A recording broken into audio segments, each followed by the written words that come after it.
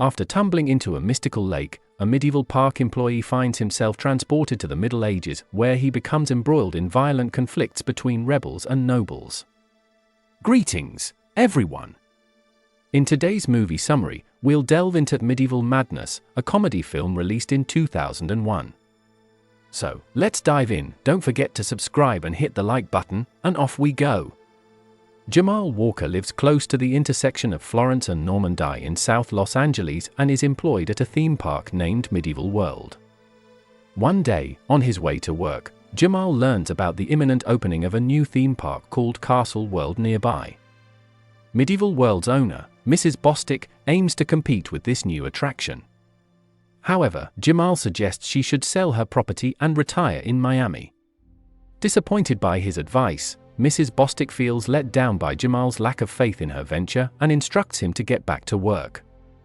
Shortly after, while cleaning a ditch at the park's entrance, Jamal encourages his co-worker Ernie to apply for a job at Castle World with him, considering Medieval World stands no chance against the new amusement park. During a playful sword fight, they spot a medallion in the water, presuming it might be valuable. While Ernie goes off to find something to retrieve the medallion, Jamal tries to grab it himself. As he reaches out, the medallion glows and pulls him into the water. Suddenly, Jamal emerges in an unfamiliar lake and encounters a drunken man by the shore. The drunk introduces himself as Note de Marlborough, and Jamal initially thinks he's a Castle World employee who overindulged at the opening party. However, Note suddenly passes out, and Jamal, thinking he's still in the present day, panics and attempts to perform mouth-to-mouth resuscitation. Unable to bear the man's foul odor, Jamal uses breath spray on Note, who miraculously wakes up and thanks Jamal for saving his life. Jamal then finds himself at Note's camp, shocked by the sight of a large animal in the middle of a park and appalled by the man's living conditions. Concerned for Note, Jamal suggests he seek social assistance for food vouchers and find a homeless shelter, or perhaps visit a mall to make the place more homely. Note expresses gratitude for the conversation, revealing his disdain from others for failing to assist their queen. Jamal, confused, leaves Note with $2 before departing, lamenting the waste when Note tosses the money into the fire. Seeking the road back, Jamal stumbles upon a medieval farm and narrowly avoids being trampled by horsemen. Spotting a nearby fortress, he decides to enter and lodge a complaint about the knights, believing he's arrived at Castle Row. The guards detain him until Jamal mentions he's from Florence and Normandy, confusing them into thinking he's a messenger from Normandy, thus granting him entry and informing him that the king awaits his audience. Inside the fortress, Jamal encounters a puppet show narrating the legend of the Black Knight and soon becomes smitten with a beautiful maid named Victoria. Attempting to flirt and ask for her number, Victoria, puzzled by his request, states she's the seventh maid. Suddenly, Percival, the king's guard chief and the knight who nearly ran Jamal over, begins harassing the women, including Victoria. Jamal confronts Percival, threatening to report him to his superior. This provokes Percival, but before the situation escalates, Chancellor Philip intervenes, taking Jamal to meet the king. Upon arrival, King Lil inquires about the Duke's arrival to marry his daughter Regina. Jamal, thinking it's all a performance, plays along and claims the Duke will arrive on Tuesday, later asking King Lil for a ride back to town. King Lil suggests Jamal rest before their journey. Philip then guides Jamal on a castle tour where they witness a crowd heading to the execution of a rebel leader. Jamal, believing it to be part of the act, decides to observe, only to faint in horror upon realizing the execution was real. Awakening in a panic, Jamal finds Victoria tending to him, further distressed when she reveals the year is 1328. Expressing his desire to leave, Victoria informs him he cannot, as he possesses the medallion. She reveals her own medallion, pledging to help restore the deposed queen by overthrowing King Lil. She then shows Jamal the severed heads on stakes, warning him of the fate of those who oppose the king. Attempting to escape the castle, Jamal is intercepted by Philip, who informs him that King Lil awaits for a horse ride. Jamal, realizing he cannot ride the untamed horse, jokingly claims his role as the Duke's messenger also includes court jester, leading King Lil and the villagers to amuse themselves as Jamal struggles with the horse.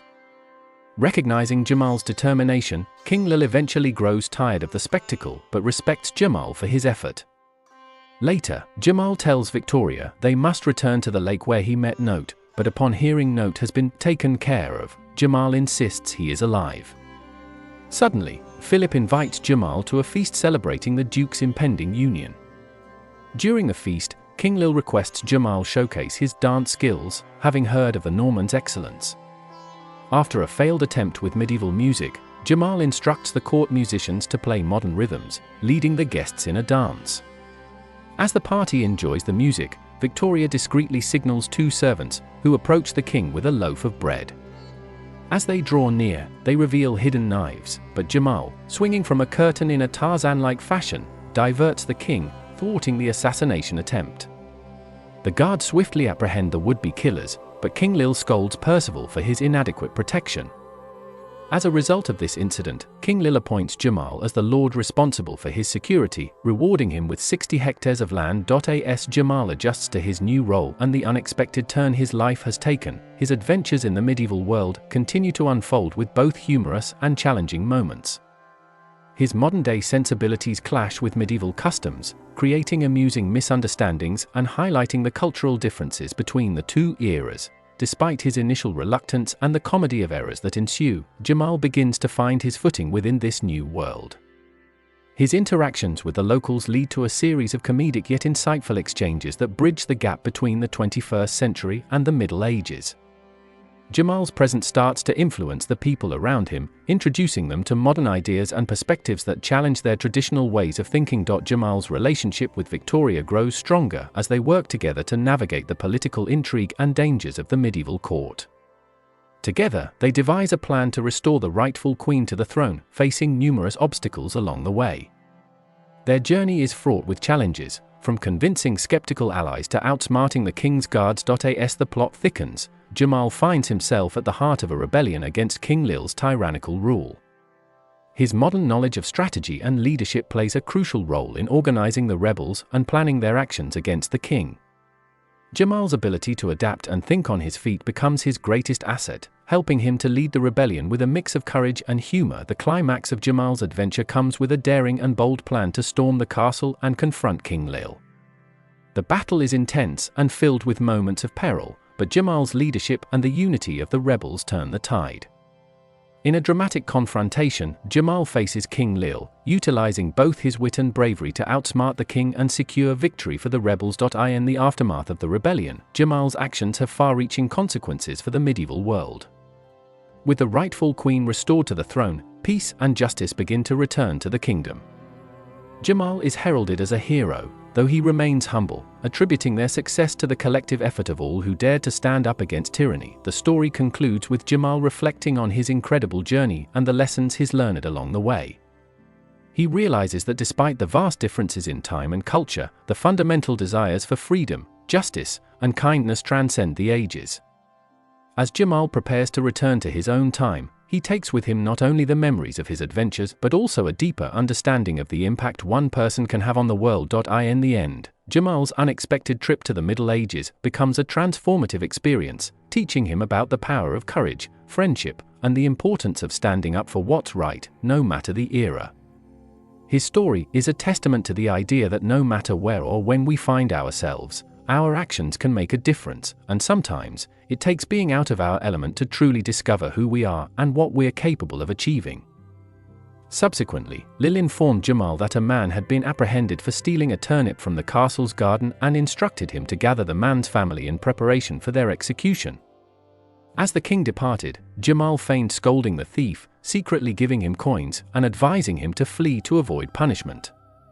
Later that night, a guard escorted Victoria to Jamal's room as part of his reward for saving the king.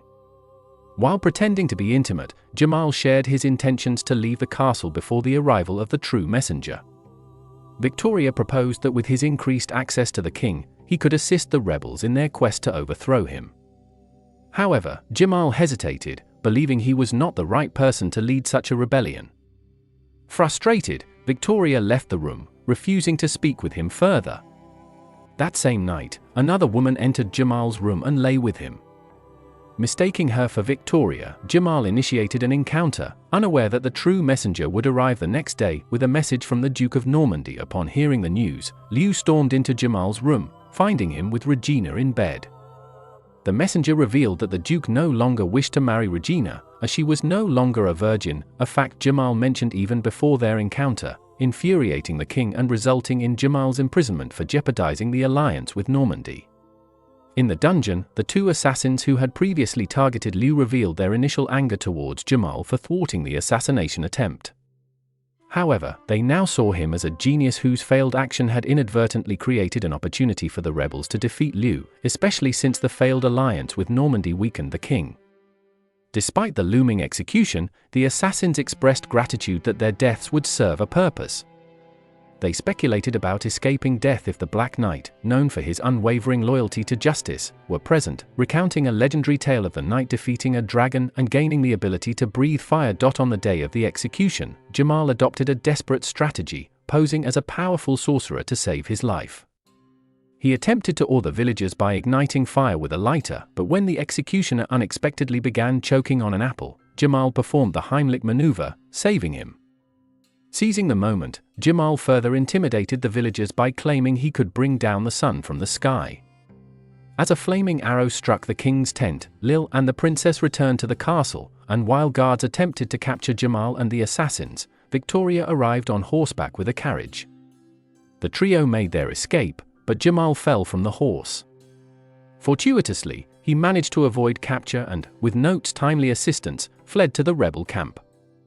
There, Victoria revealed she had orchestrated their escape plan but had entrusted it to a renowned warrior to gain the rebels' trust. Afterward, Jamal considered using a lake to return to his own time but felt obliged to assist the rebels.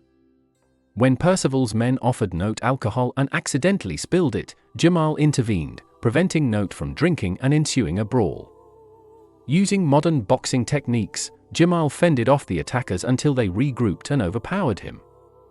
In desperation, Jamal pleaded for Note's help, who then managed to drive the attackers away.